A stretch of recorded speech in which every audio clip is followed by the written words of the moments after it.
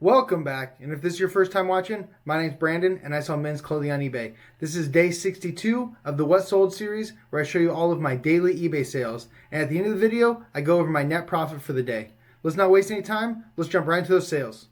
The first sale of the day was this Burton camo jacket in a men's medium. It was a soft shell material, not like the normal swishy material that is a ski jacket. So it was a little bit different, but this one sold in 2 days for full price, $60 plus shipping. Burton stuff is selling great this time of the year. So number 2 was an Under Armour women's half zip pullover. This was in a size medium. It took about 10 months to sell and it sold for a best offer of $9 plus shipping. Basic Under Armour items like this don't usually sell very well. So number 3 was a Travis Matthews quarter zip pullover in a men's medium. This one was embroidered with Pelican Hill, which is a pretty prestigious golf course in Orange County. So this did make it a little bit more desirable, but it still only sold for $18 and it took 39 days to sell. So number 4 was a vintage Nike polo shirt in a men's XL. This one was made in the USA and it did have the 90s tag on it. It took about a year and a half to sell and it only sold for a best offer of $12 plus shipping. This buyer also bought another item, so I did give him a little bit more of a discount. So number 5 was a Lucky Brand Western shirt in a men's 2XL. It was pearl snap and it had this crazy print on it, so I knew it was going to do really well. And it took 33 days to sell and it sold for full price, $30 plus shipping. I did pay up for this. I want to say I paid either 10 or 15 bucks, and that is a lot to pay. That is a lot to pay for a Lucky Brand shirt, but I just knew because of this crazy print that it was going to do well. So number 6, I was really surprised by this one. This is an Under Armour US Naval Academy sweatshirt in a men's XL. This sold in 2 days for full price, $45 plus shipping. So make sure you keep an eye out for these. Anything Under Armour for the Naval Academy should do really well. So number 7 was a Chick-fil-A employee jacket in a large, and this one sold in 3 months for full price, $28 plus shipping. So number 8 is a Dixon flannel. This is one of the women's size small. This one was called the Hallbrook, and this one was also new with tags still. It sold in 25 days for a best offer of $60 plus shipping. This did come from one of my local buyouts that I paid an average of $27 an item, so this will really help bring up the profit on some of those other ones as well. So number 9 was a Roper Western shirt. This was one of the ones on the tag. They have a few different ones with different names on it. This one's called Roper Border. I think there's also some called like Roper Sport and Roper Rodeo Blue. There might be a few other ones also. But this came from the local buyout where I bought, I think it was like 32 Western shirts for a little over $8 each. This one sold in 3 days for a best offer of $16 plus shipping. The next like 3 or 4 items all went to the same buyer, so I did give him quite a bit of a discount. I think they all also had a few small flaws on them. Next was another Roper Western shirt in a medium. This one had like a cool colored stripe print on the side of it. This one went for $17 plus shipping, and like I said, this one went to the same buyer. This one also went to the same buyer for $18, and this one had some like rodeo cowboy on it. And the last one that went to the same buyer, a Geometric Aztec one, and this one went for $18 plus shipping. Like I said, I just gave them a large discount because they were buying multiple of them. I think this was probably the best one. I probably could have held out for like 25 to 30 bucks on this one, but I decided to let it go since I got to sell 4 items, and I was still making, close to $10 profit on each of them. Sale number 13 was a Patagonia Better Sweater vest in a men's 2XL. I remember buying this at a resale shop and I did pay up for it. I want to say I paid almost 30 bucks for it. So when I bought it, I knew that I was going to hold out for at least 50 bucks because the comps did support that. There were a lot of offers that came over. This took 35 days to sell. So within those 35 days, I got tons and tons of offers in the $40 to $45 range. But like I said, I knew there was comps to support at least $50. So I held out for the full 50. And like I said, it took 35 days, sold for $50 plus shipping. I didn't make a ton on it, but it still sold in about a month and I'm going to make about 15 bucks.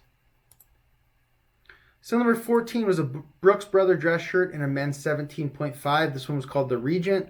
It sold in 30 days for full price $80 plus shipping. It did have some flaws on it, and when dress shirts have flaws, they do not sell well. So I'm happy to price them super low and just move them if I missed a flaw on a dress shirt.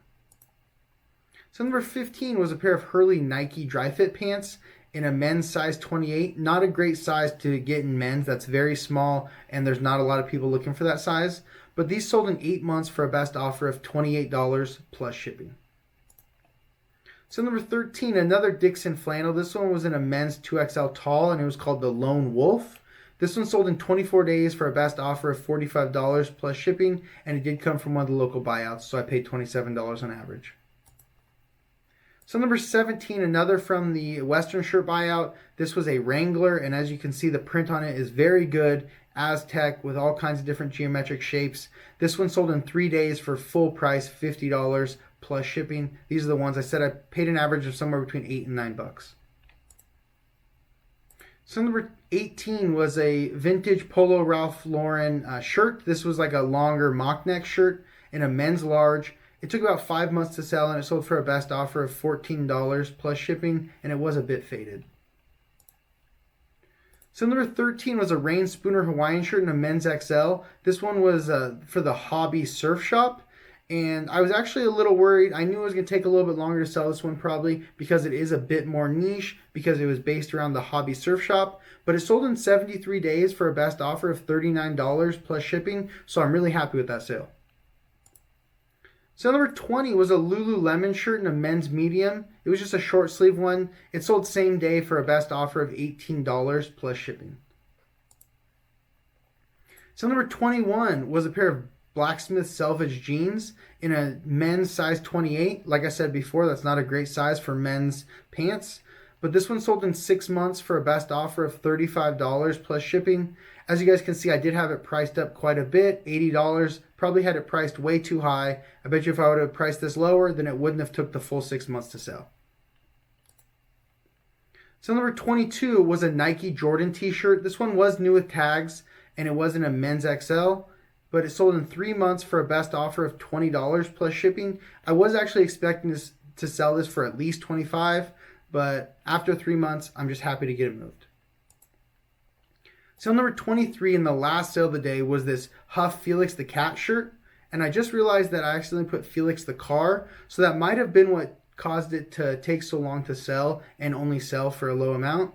But it sold in 30 days for a best offer of $10 plus shipping. It did have a little mark on it, but now I am a little bit curious if I would have actually put the title correct, if it would have sold for full price. But that's it for the sales. Let's go ahead and jump into the numbers. On November 1st, we sold 23 items for a total gross sales of $853.22, giving us an average sale price of $37.10. So I know this is going to be a great day of profit, and it's great to start the month off right. As you know, the selling costs and net sales are always inaccurate. Let me show you guys what they really are. The selling costs were $254.11. The breakdown for that is $102.21 in eBay final value fees, $127.81 in shipping labels, and $24.09 in promoted listing fees. 12 of the 23 sales came via promoted listings. I also want to note that there was also my $60 store fee today. So that's another thing that you can count, $2 a day or however you want to break it down. But that is another cost that comes out on the first of every month. So that's another $60.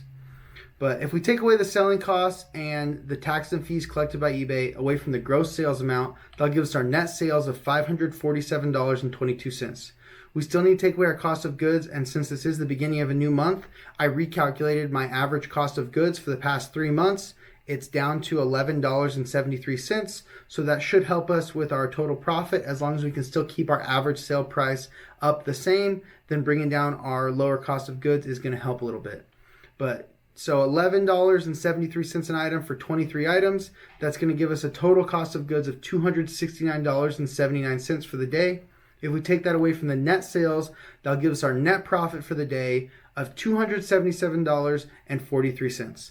Like I said, this is a great way to start out the month, get us ahead a little bit, and that way if we have any low days, then this can help make up for it. That's all I have for you guys today. Thank you so much for watching. I'll see you tomorrow for day 63 of the What Sold series. Peace.